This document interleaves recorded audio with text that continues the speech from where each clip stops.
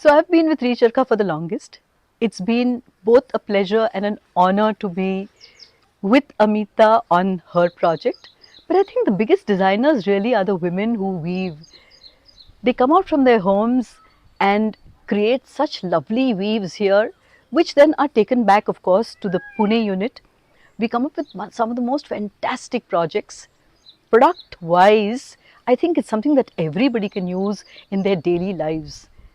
So, though the art and craft of it is amazing, it's something that just about anybody would love to have because it's just something that everybody can use. From bags to totes to laptop bags, there's even a wine bottle cover. There are so many lovely littler things which are detailed better in terms of table mats and cushion covers that can really give your home such a lovely eco feel with its aesthetic. Everyone can be a part of this project.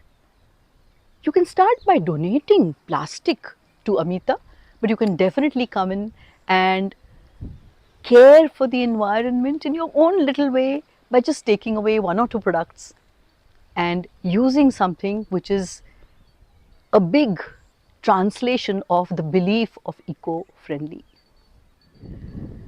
So Recharkha will be almost 10 soon enough.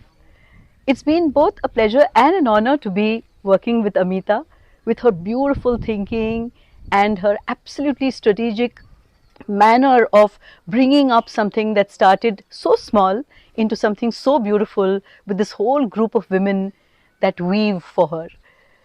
I've been associated with them for the longest in so many different capacities as a designer, as a strategist, as just an advisor, as somebody she can just possibly discuss anything with. We even wrote a beautiful paper together for one of the conferences for Rome.